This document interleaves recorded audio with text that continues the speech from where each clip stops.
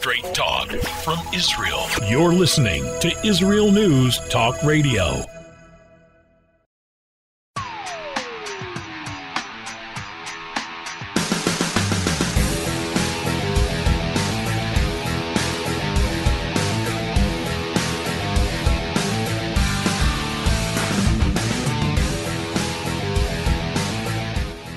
All right, we are here at the Tamar Yonah Show on IsraelNewsTalkRadio.com, and we're going to learn today something that's going to help all of us wherever you are in the world, and that is how to strengthen our immune system.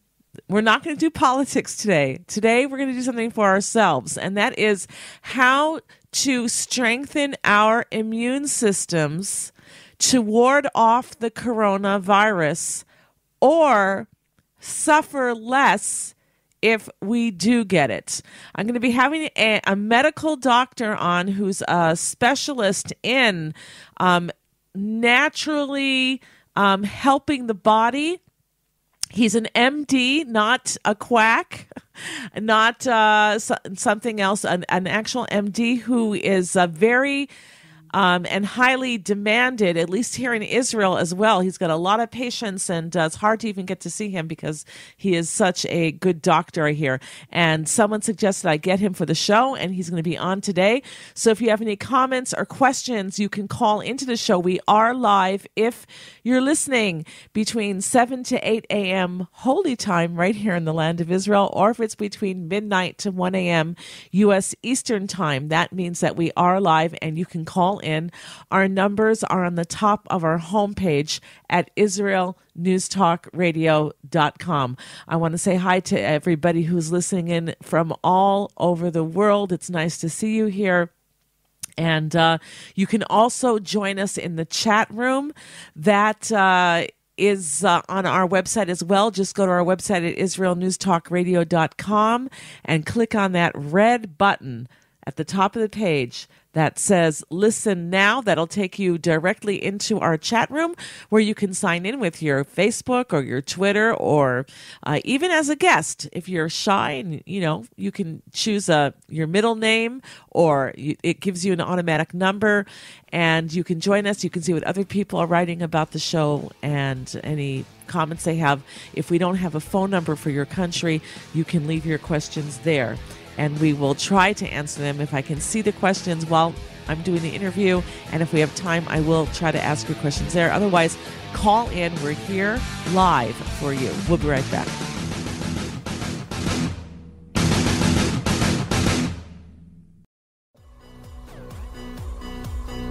G'day, I'm Jono Vandor. And I'm Ross Nichols. Join us on our program, Israel on My Mind, a show that broadcasts all the weekly goodness that flows like milk and honey from the Holy Land straight into your ears with humorous and happy news stories. New shows are posted every Thursday at 7 p.m. Israel time, highlighting the lighter side and advancing a positive view of Israel here on Israel News Talk Radio.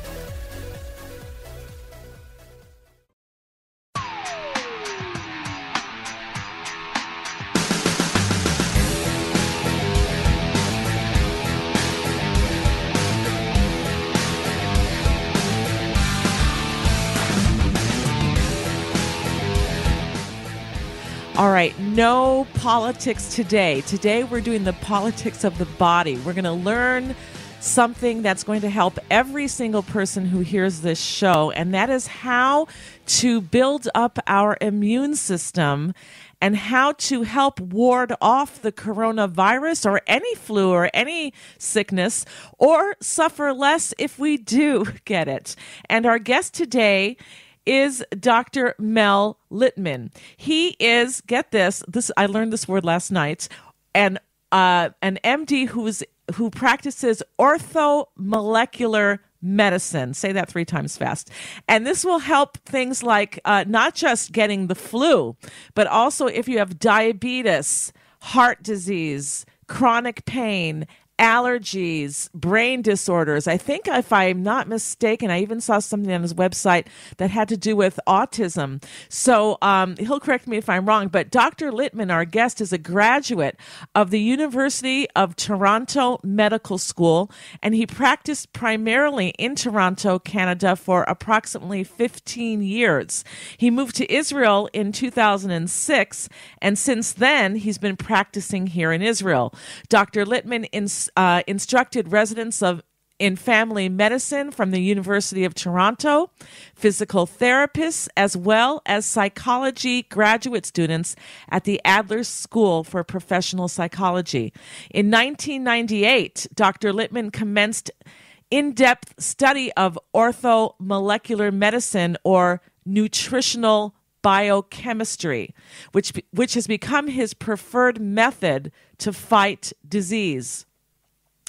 Orthomolecular medicine is based on a deep understanding of the biochemistry of the human body as confirmed by scientific research.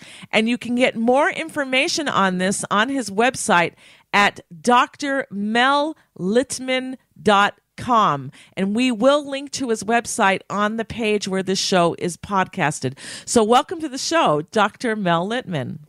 Thank you. Happy to be here. Okay, so everybody is locking themselves indoors, especially people who are immune compromised, or older people who, if we get the flu, it could be very, very dangerous, if not life-threatening. And the coronavirus is on our minds wherever you are on this planet. So where would you like to start? Well, the focus is going to be on how to support the immune system so that it can then deal properly with the virus, or any virus that comes along. And even when we look at what's going on now, most people who are getting the coronavirus are having no or mild symptoms. So their immune systems are generally dealing with it pretty well. And then there are those who are getting sick or dying from it. And again, the main difference is again, how the immune system is able to respond. And there's a few factors that are critical for this. One of them is, what they call the comorbidities. So these are the things like the pre-existing conditions they like to talk about, especially things like obesity, diabetes, cancer, heart disease. And these are the things that will decrease the effectiveness of the immune system, and then we're going to be more vulnerable to viruses. Not just viruses, we'll be more vulnerable to cancers, allergies, autoimmune diseases, all kinds of things. And the other really important part of the immune system that's a major factor these days are the nutrients. So we need a whole range of nutrients in order for the immune system to do its job properly.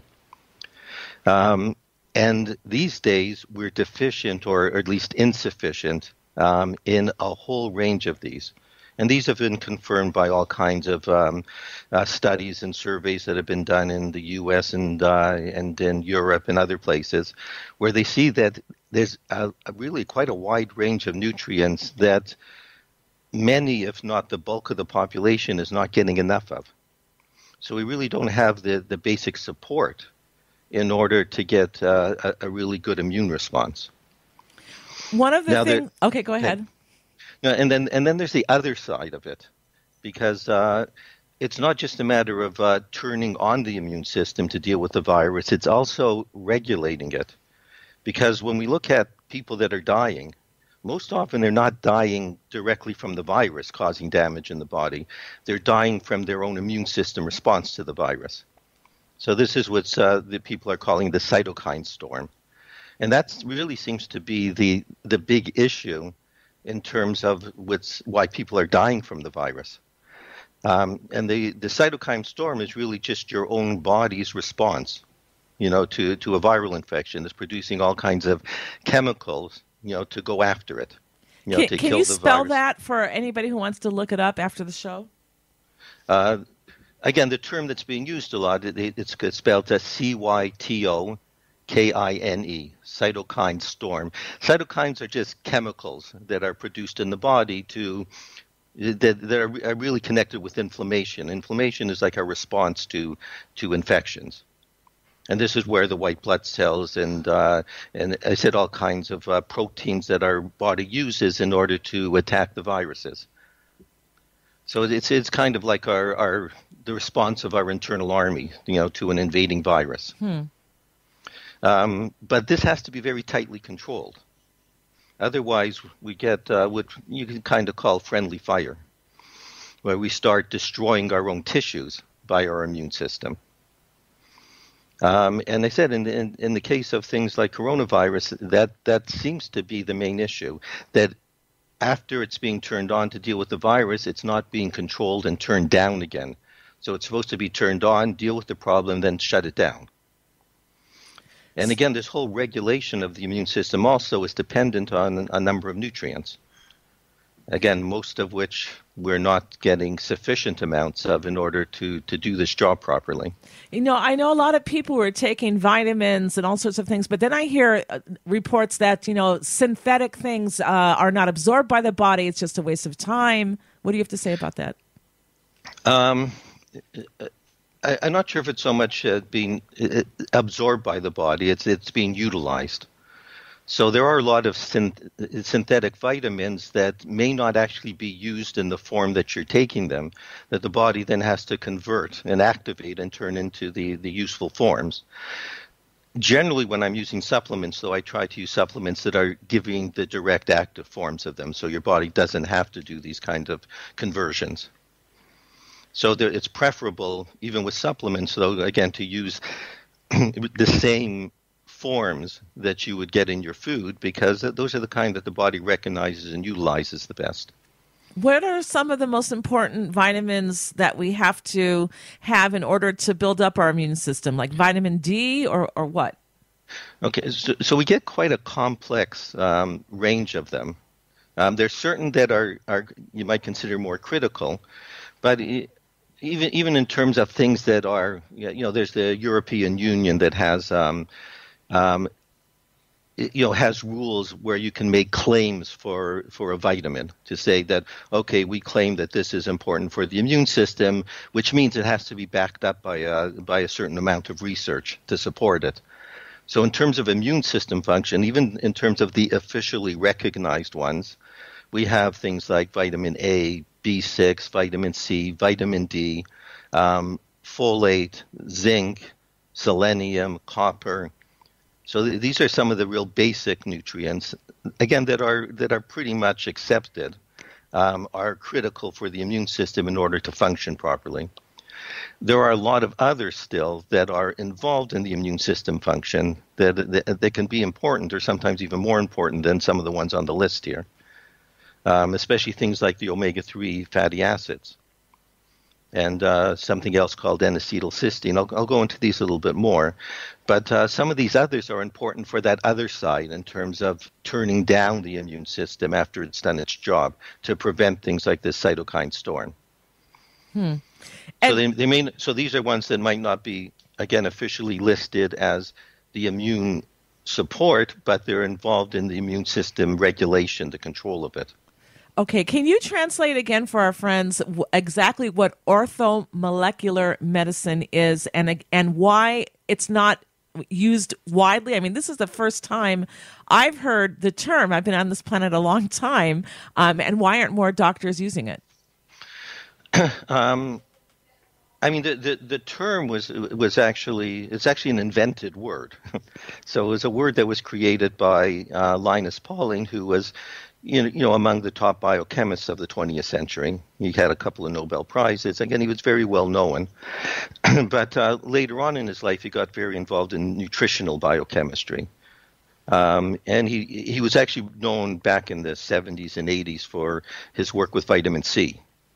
So he put out books for the public on vitamin C and spoke a lot about that. So he became well known for that, but his thing wasn't just vitamin C, it was the whole nutritional biochemistry. So he actually put out a paper, I think it was in the 70s, in one of the prominent journals called Science, where he defined what he was calling a new area of medicine. and he was going to call it orthomolecular medicine, which means, technically it means the correct molecules. So his definition was to use the substances that are a normal part of the biochemistry of the body in order to manage many kinds of diseases. Okay, hold it right there because we're about to take a break. I want to invite people to call in if you have any questions for our guest, Dr. Mel Litman, who is an MD. Of course, if you're going to be doing anything, you may want to pass it with your own doctor as well. I can't take responsibility for your health, but hopefully you're going to learn something here, be able to take it away and apply it somehow to your life to better it, and you can discuss it with your doctor. We'll be right back, everybody. Our numbers are on the top of our homepage at IsraelNewsTalkRadio.com. Hi, everyone. This is Andrea Siminto from Jerusalem, inviting you to drop everything and join me on my show, Pull Up a Chair. We'll visit this week's quirky stories, meet fabulous guests, and discover my Israel. Together, we'll laugh, shout, and explain the topics that make us say, hey, we've got to talk about that. So get comfortable and pull up a chair with me, Andrea Siminto, every Thursday on Israel News Talk Radio. Hidden treasures in the Hebrew Bible? Then join me, Rav Yitzhak Michelson, And me, William Hall, on the Science of Kabbalah, where we are seeking to narrow the gap between what we understand of our physical and spiritual worlds. So make sure to tune in every Tuesday at 5 p.m. Israel time, 10 a.m. Eastern Standard Time, here on Israel News Talk Radio.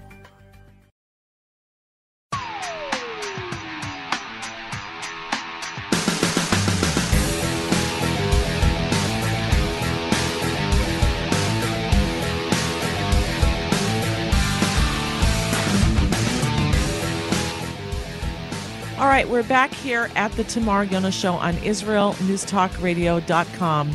And our guest is Dr. Mel Litman. And he is here talking to us today about orthomolecular medicine. Basically, he's going to be giving us tips on how to ward off the coronavirus or suffer less if you do get it, and any other flu or sickness or disease that might be, growing in your body right now without you even noticing it. And Dr. Litman, in the last segment, we were talking about what orthomolecular medicine is and why more doctors aren't into it. Yes. So again, since it started, again, even since Linus Pauling officially, defined it, there's been a lot of development. In fact, there's the International Society of Orthomolecular Medicine, which has branches in most of the developed countries of the world.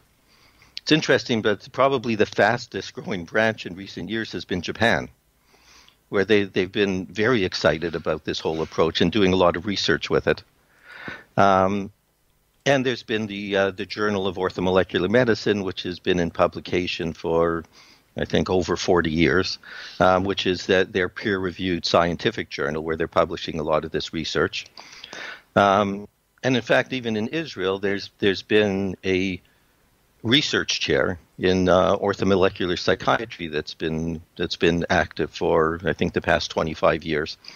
So it's actually a very active and widespread organization, and still it's not well known. It's a lot of people like yourself haven't heard of it. And largely it has to do with the fact that it's nutritionally focused. And the medical world itself is pharmaceutically focused. That's what most of our training is. Right. And again, the nutritional side of it is almost not taught at all in medical training. And even if it is taught, it's usually just in a very token way. It really doesn't treat it very seriously. So what's the difference between this and a naturopathic doctor? Naturopathic doctors, most of them will study orthomolecular medicine. That's usually part of their training. But again, the naturopaths will also be doing other things. They'll be doing homeopathy, and they'll be doing some other things together with it. But very often, again, an important part of their training is orthomolecular medicine. So the naturopaths will be doing it. Functional medicine, which is better known these days, was actually started by a graduate student of Linus Pauling. And so he started what he called functional medicine, which is very similar to orthomolecular. It just has a different name to it. And that one's actually been promoted more, so it's in the public. It's been better known. There's more books on it. There's more talk shows about it. So it's the term has become better known. But essentially, again, you're dealing with nutritional medicine, very similar to orthomolecular. Okay. Okay. So I said it's out there. There's lots. It's very active. There's lots of research going on with it, but it's not well known. Okay. How about some practical tips for all of us who are listening? Okay, so there's a number of important things that I want. I'm going to go through just a few of the individual ones that I think are very critical. One of the most important being vitamin C. And vitamin C historically has been tested for many kinds of viruses, and it's been found to be effective for a whole range. And vitamin C is really core because it's involved in so many different pieces of the immune system. And just as a baseline, most of us don't really get enough vitamin C. The amount that we get in our diets now is actually a fraction of what it was, 50, 100 years ago. So ideally, how much should we be taking of vitamin C? I'm just making a list here for our listeners. A lot of times what I go by is what used to be a healthy amount, back when we used to get healthy amounts. And that was estimated to be more between 2,000 and 3,000 milligrams a day that we naturally got in our food in the past. And we should be taking that throughout the day, right? Because we pee it out, right? Yeah, you pee it out. It's a water-soluble vitamin, so it is going to come out, and any excess is going to come out in the urine. Although it's again very interesting too, because most animals produce their own vitamin C. They don't need to take it in as a vitamin. And when we look at if you take an animal maybe around the size of a human, and we look at how much they're producing on a daily basis, it is around 2,000 or 3,000 milligrams a day. And a lot is coming out in the urine. So we should be taking, 1,000 3 times a day? Yeah, I would do something like that. And does it matter if it's chewable vitamin C or if it's or what kind of vitamin C we're getting? I don't think it's so critical for vitamin C. Okay. Probably the most effective is the really basic one, which is ascorbic acid. Okay. So and by eating fruits like oranges and things, it's just not going to be enough? These days, it's not going to be enough. Uh-huh. Like I said, at one time, it may have been, not now. All right. So vitamin C, 2,000 to 3,000 milligrams a day. Take it throughout the day because it does leave the body very quickly. And what's next?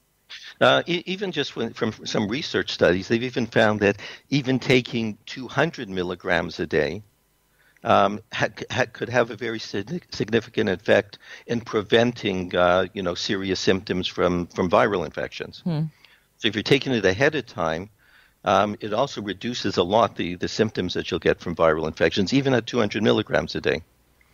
All right, so when you're Doctor... looking at the RDA, which officially is recommended, it's like 60, 70 milligrams.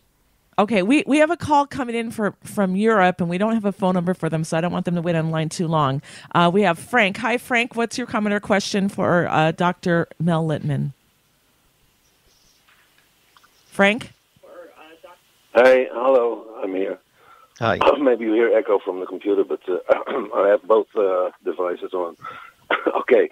I don't know where to start, but it's good to hear a doctor plainly explaining what kind of alternatives there are, because here in Holland, the karma is to scare you, and to wait for a vaccine, which isn't even tested, but they're making a really hurry of it, and then you're not allowed to think even about anything else.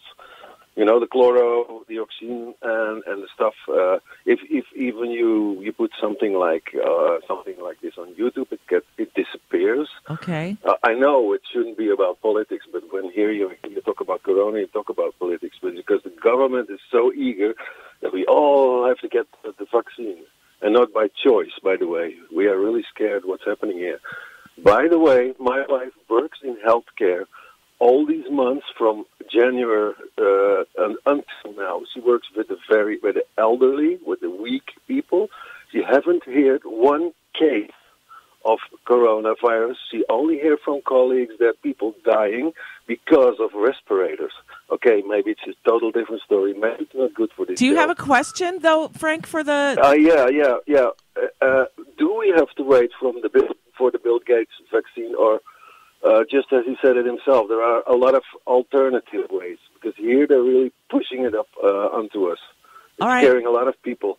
Thanks for your question, Frank. I appreciate you calling in. So do you have anything to say about vaccines?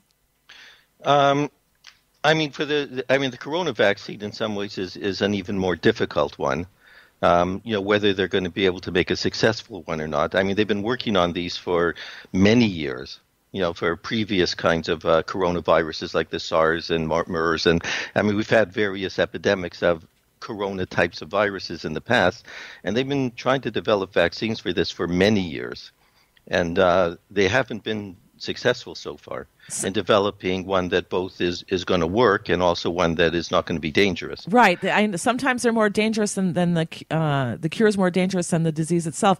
And it hasn't had any time to be tested. In other words, like usually, my parents taught me don't take anything until it's been like 20 years old so we can see if there's been any, long-lasting effects that are really hurting people.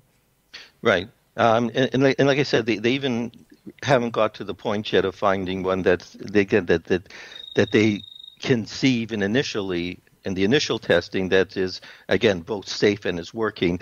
And coronaviruses are difficult too because they're very fast changing ones.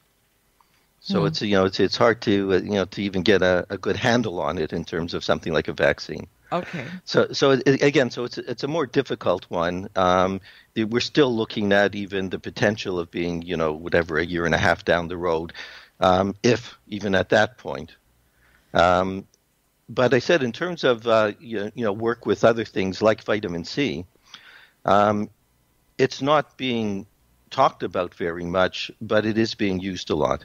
Let me ask you this question. In China, they've been using intravenous vitamin C for their seriously ill corona patients and reporting some good results. They're still doing a formal double-blind clinical trial. But in terms of the actual practice, there's information that's been seeping out that, showing that they're getting some quite good results with it. There's the American hospitals that have been quietly using, intravenous vitamin C for their seriously ill patients, and again, reporting some good results. But, they haven't been done in the context of a large double-blind clinical trial yet. So that, again, it's being done, but it's not being publicized. Okay, so if one does get sick, even though they're trying to build up their immune system, but they get sick anyway, should they be upping their vitamin C from 2,000 to 3,000, what is it, milligrams, you said? Yeah. To something much, much higher? Yeah. Often what we'll use is what's been traditionally known as building it to bowel tolerance. So the only real side effect of vitamin C, when you're taking in too much, is your limit of being able to absorb it, and then it just starts running through you and creating diarrhea. So we don't have to be afraid that we're overdosing. It's really, they don't really know a toxic dose of vitamin C. Okay, hold on. Sorry, we're going to another break. We're going to be right back, everybody. Don't go anywhere. When we get back, we're going to be talking about more things of what to take to build our immune system.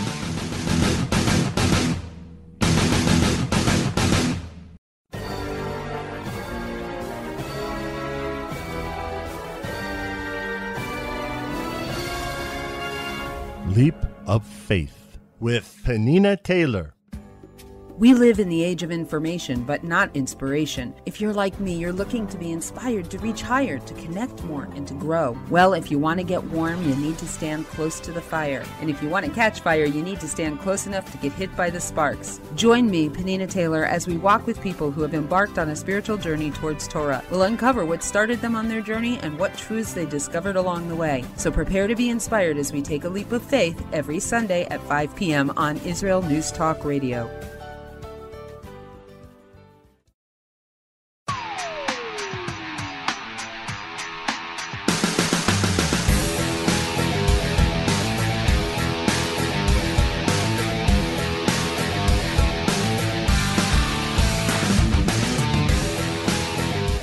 All right. And again, we're concentrating on how to ward off the coronavirus or suffer less if we do get it. And by the way, this will work for all sorts of flus and colds. And God forbid if we have any disease that is developing inside of us right now that we don't even know about. Our guest is Dr. Mel Litman. He is an MD and an orthomolecular medicine expert. And he is here to answer our questions. If you'd like to call in with a question, our numbers are on the top of our homepage at israelnewstalkradio.com. So you had said in the last segment, Doctor, that people need to take vitamin C. There's no worry to overdose on it because it will the body will release it, anything that's extra. Ideally, 2,000 to 3,000 milligrams a day for a healthy person. If we get sick, we should not be afraid to up those doses. Next, what next? Okay, and what I'm going to do is I'm going to go through a list of other, what I think are the really critical nutrients, both in terms of supporting the immune system to respond to the virus and in terms of preventing this, the damage, the cytokine storm and the damage from the immune system. So we want to cover both ends of it. But vitamin C is one of the ones that works on both sides of that. So again, it does reduce the cytokine storm, and it is critical for supporting all kinds of functions in the immune system response. Quick question: does the cytokine storm have to do with inflammation? Is that where the problem is of the body keep fighting and it's not? It should stop. The cytokine storm is part of the inflammatory chemicals that the body is using. Okay. And that includes a lot of free radicals and, what they call oxidative stress. It's all involved in this cytokine storm. Okay. So we have to cool all that down. Okay, so go ahead. Okay. And so there's a whole range of other important nutrients that our immune system needs. And generally, again, that these days we're not getting enough of, just as a foundation. So some of the others are vitamin D, and even more important also to have it together with vitamin A. The two of them are an important team, and they're much more effective with together than individually. You may even know about there's a kind of vitamin D theory of flus, of the influenza virus, that the influenza virus is probably around most of the time, but we have a flu season, and the flu season is in the winter. And it's thought that one of the reasons that we're having the flu season is because in the winter we don't have the vitamin D. Mm-hmm. So vitamin D really is important, you're saying. So vitamin D is, again, a really critical one. Again, together with vitamin A, even more important. Some important minerals like zinc. Again, zinc is another really important one for the immune system. And you may have been hearing about zinc together with things like hydroxychloroquine, where some theories is that the hydroxychloroquine mainly is working because it's helping to get the zinc into the cells. Okay. And the zinc may be the more important part of the treatment. So getting enough zinc is important. Again, in general, we don't have enough. A lot of people are not getting to sufficient doses of things. By the way, for a lot of nutrients, especially things like vitamin C, when you're sick, your body goes through these nutrients very quickly and you get very depleted. So when you're healthy, you may not be having enough, and when you get sick, you drive these levels down very low, even to scurvy levels, even to these old disease levels. So when you're dealing with a disease state, we're not just talking about getting RDA amounts, basic amounts. We need, higher levels because we're being driven down into an even more deficient state. Okay, so we need the C, we need the vitamin D and A, we need the zinc. Selenium is another important mineral for the immune system and as part of the antioxidant system. And they also find in places like Africa or other places where they can get into trouble with a lot of viral infections, they find that their diets are very low in things like selenium and vitamin A. So again, they're already in a depleted state. So these are some of the really important ones. There also are things like vitamin E.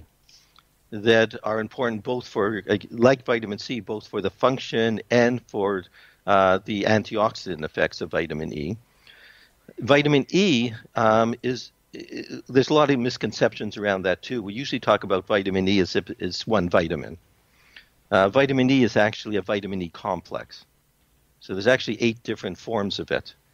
And vitamin E, in the context of viral infections, will be much more important when we get the whole family rather than just getting alpha-tocopherol, which is the usual supplement that we call vitamin E. There are more and more supplements now where you will get the vitamin E complex, which they call the tocopherols and tocotrienols technically. So with that one too, again, we're going to do much better when we're taking it in the way that it's being provided by nature with the whole complex. So how do we get vitamin E without taking a pill? What foods? What foods do we used to get it in? Well, what can we get it in today? I mean, it's a fat-soluble vitamin, so this is something that you're going to get with the oils. So you will get it in some of the seed oils, or even in different nuts and seeds themselves, but it's in the oils themselves. Grains used to be a good source of it until we started refining them too much. But whole grains are also not a bad source of the vitamin E complex. Okay. But again, mostly you're going to be finding it in the nuts and seed oils. Okay, so you're saying, though, that even if we have a very good diet, we're still going to need supplements? Yeah, you're going to need supplements because, I said, even on our very good diet, we find just by even surveys, most people are still not getting sufficient amounts, even when we're trying to eat well. Right, okay. And when you get sick, your requirements go up even much higher in order to deal with it.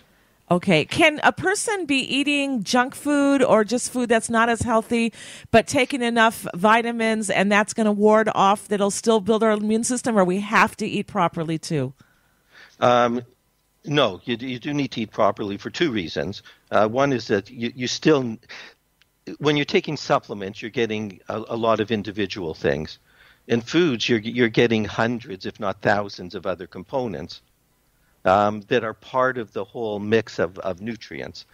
So, and again, you want to get the whole teams together as much as you can.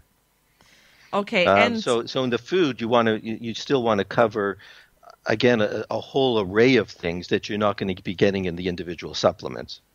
Okay. The other thing too is that things like, especially like refined sugars themselves will impair your immune system function. So when you're eating a high refined junk food diet, you're actually getting in stuff that's not only not helping the immune system, but it's actually suppressing it. Because it makes inflammation naturally, especially if you're diabetic or something. If you're diabetic, I mean, one of the things it's doing is that the high sugar amounts and the high insulin that your body's using is actually suppressing the immune system. It's interfering with the ability of the immune system to respond. Wow. All right. We only have another 2 minutes. Let me give you just a couple more things, especially in terms of the cytokine storm side of things. In order to control the immune system, one of the other important things are the omega-3 fats. So these are like the fish oils. So the fish oils, the EPA, DHA, these fats, your body actually makes certain specific chemicals that are there to turn down the overreaction of the immune system. So again, if we don't have enough of these, then it's more difficult for your immune system to regulate itself properly. And there's another important supplement. It's now a supplement. It's actually an amino acid called N-acetylcysteine, and they've actually been doing clinical trials with that too, showing that people will deal with viral infections much better if they're getting extra amounts of these things. All right, so we've run out of time. These are available supplements that are that are everywhere. Okay, so Doctor, we've run out of time. I just want to go over this very quickly. You're talking about the importance of vitamin A, B6, C, D, E. You talked about folate, I think you said, zinc, copper, selenium, omega-3 fats, and the last one, I can't even pronounce it, N-acetylcysteine? Yeah, they usually just abbreviate it as NAC. NAC, okay. All right. And do you have this on your website for people, maybe something about the coronavirus or how to keep your immune system? No, I don't specifically have it about this. I mean, I have other information about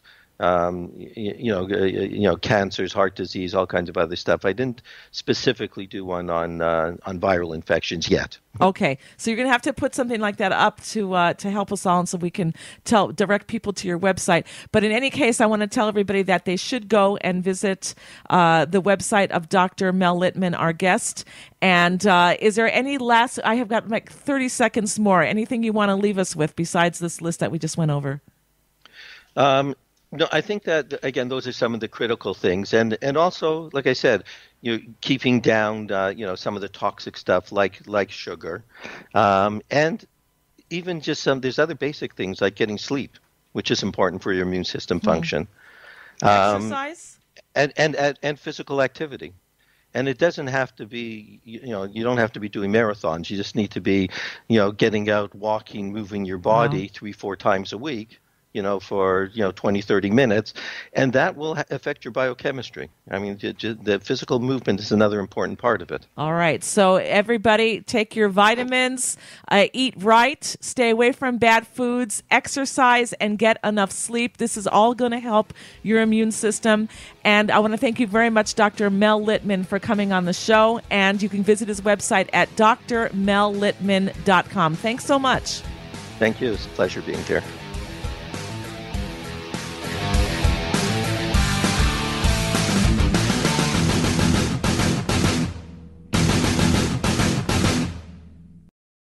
If you love Israel News Talk Radio, then you'll love our Facebook page. We keep you up to date on what's happening in Israel, plus little surprise treasures that we don't share on the radio.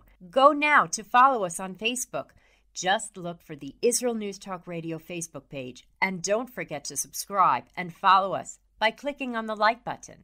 We post great stuff there that you'll want to share. Israel News Talk Radio on Facebook and Israel News Radio on Twitter. If you're hearing this message, everyone else can too. Advertise with Israel News Talk Radio and get your message out to people. We'll build a personalized package for you. Contact advertising at israelnewstalkradio.com. Straight talk from Israel. You're listening to Israel News Talk Radio.